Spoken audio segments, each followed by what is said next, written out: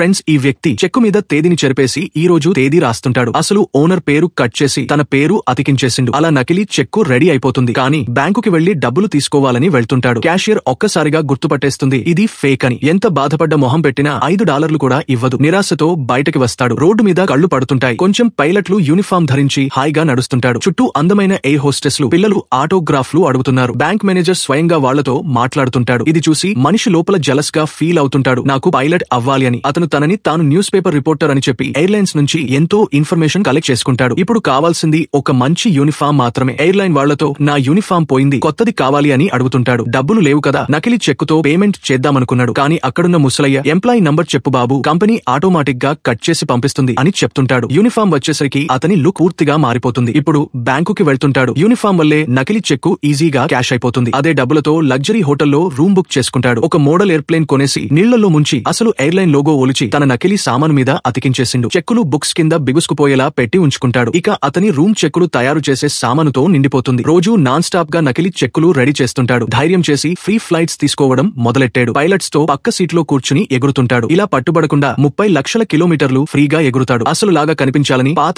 Bank machines ఫోటోలు కూడా తీసుకుంటాడు. కానీ నకిలీ చెక్కులు ఎక్కువైపోయేసరికి పోలీసులు సీరియస్ అయిపోయారు. అతని రూమ్ లో రైడ్ చేయడానికి వస్తుంటారు. డోర్ తెరిచేసరికి లోపల ఎవరూ లేరు. ఎవడా నీవు అని అరుస్తుంటారు. అతను బాత్రూమ్ నుంచి కూల్ గా బయటకొచ్చి, నా పేరు అలెన్ బ్యారీ అలెన్ బాబు, సీక్రెట్ సర్వీస్ నుంచి వచ్చిన మీ క్రిమినల్ ఇప్పుడే విండో నుంచి జంప్ చేసి పారిపోయిండు. నా పార్ట్నర్ అతని వెనక్కి వెళ్లిండు అని అంటాడు. పోలీసులకి డాట్ వచ్చింది. కానీ అతను బాగా కాన్ఫిడెంట్ గా మాట్లాడాడు కదా. వాలెట్ అడుగుతుంటాడు. వాళ్ళని విండో దగ్గరికి తీసుకెళ్లి, చూడురా అక్కడికి పారిపోతున్నాడు అని చూపించడానికి ట్రై చేస్తాడు. అదే టైంలో తన ప్రింటర్ సామాను ఎత్తుకుని సైలెంట్ గా బయటకి స్లిప్ అయిపోవాలనుకున్నాడు. అప్పుడే పోలీసు గొంతు మార్చి, సరేరా ఈ సామాను నీవే చూసుకో, నీ మీద నమ్మకం ఉంది అని అంటుంటాడు. వాలెట్ తెరిచేసరికి అందులో కేవలం కాగితం లేబుల్స్ మాత్రమే, ఏ ఐడి కూడా ఉండదు. విండో బయట చూస్తుంటాడు. మనిషి దూరంగా పరిగెత్తుతుంటాడు. పోలీసు గట్టిగా అరుస్తుంటాడు. కానీ అప్పటికే మనిషి ఎస్కేప్ అయిపోతాడు.